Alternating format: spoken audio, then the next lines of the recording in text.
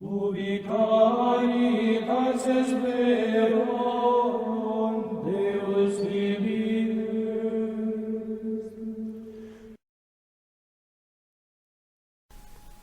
The Poverello's Round Table by Sister M. Aquina Barth, OSF.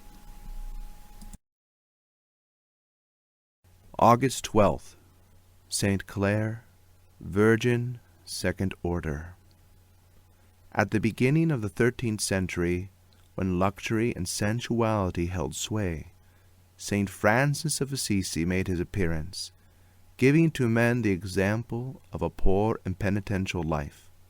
But God wished also to give the vain and pleasure-loving women of that period an example of contempt of the world's vanities. For this mission he chose Clare, the daughter of a prominent and noble family of Assisi.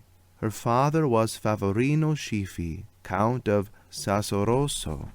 Her mother, the servant of God, Hortulana, who died in the odor of sanctity.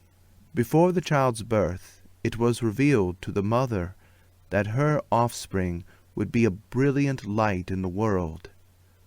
This light the mother detected in her daughter from her earliest years. Besides being favored with personal beauty, Clare possessed a charming personality and rare qualities of mind. She was a favorite in the family, and hardly had she attained to young womanhood when several suitors sought her in marriage. But her virtues surpassed the gifts with which nature endowed her. She interested herself in the poor, and frequently denied herself things so as to be able to give more to the poor members of Christ. She loved prayer, and it was her sweetest delight to surrender her heart to sentiments of ardent devotion before Jesus Christ in the Blessed Sacrament. Beneath her beautiful garments she wore a sharp penitential belt in order to honor the sufferings of Christ and to preserve herself a chaste virgin for his sake. She was 18 years old when she heard St. Francis preach in the Cathedral of Assisi in the Lent of 1212. His words on contempt of the world and on penance, and particularly the holy example he set, so earnestly affected Clare that she conferred with him and soon recognized that God was calling her to lead a life similar to his in the seclusion of a convent. She did not hesitate to carry out God's plans, realizing that her family, intent only on a brilliant future for her in the world, would oppose her vocation in every way. She had to leave home in secret. On Palm Sunday she went to church, dressed in her richest garments to attend divine services. That night, attended by an elderly relative, she went to the little chapel of St. Mary of the Angels, where St. Francis and his brethren came to meet her with lighted candles in their hands. Before the altar she removed her beautiful headdress. Then St. Francis cut off her hair and covered her head with a veil of common linen.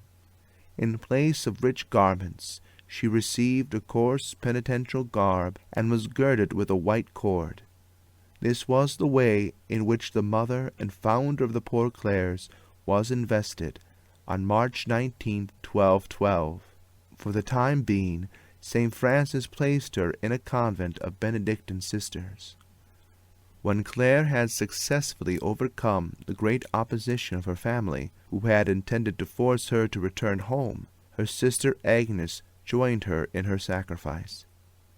St. Francis arranged a little convent for them near the church of Saint Damian. There the number of consecrated virgins soon increased. They served God in great poverty, strict penance, and complete seclusion from the world, according to the rule which our seraphic Father gave them as his second order. Clare was obliged in obedience to accept the office of abbess, and to continue in it for 41 years until her death. But her love for humility found compensation in the performance of the lowliest services towards her sisters. In spite of the great physical sufferings, she set her sisters the grandest example of zeal in penance and prayer. In the year 1240, an army of Saracens who were in the service of Emperor Frederick II drew near Assisi. They rushed upon the little convent of Saint Damian that lay outside the city and had already scaled the walls of the monastery. In mortal fear the sisters had recourse to their mother, who was ill in bed. The saint, carrying the pyx containing the most blessed sacrament, had herself conveyed to the convent gate. There she pleaded fervently with the Lord of heaven in the words of the psalmist, "Deliver not up to the beast the souls that confess to thee, and shield thy servants whom thou hast redeemed with thy precious blood." A mysterious voice issued from the host, which said, "I shall always watch over you." Immediately panic seized the besiegers. A ray of brilliant light which emanated from the Blessed Sacrament had dazzled them. They fell down from the walls and fled from the place. The convent was saved, and the town of Assisi was spared. After many years of uninterrupted sufferings, Clare felt that her end was drawing nigh. When she had received the last sacraments, she and one of her sisters beheld the Queen of Virgins coming with a great escort to meet the spouse of her divine Son. On August 11, 1253, she entered into the joys of eternity, and on the following day her body was buried.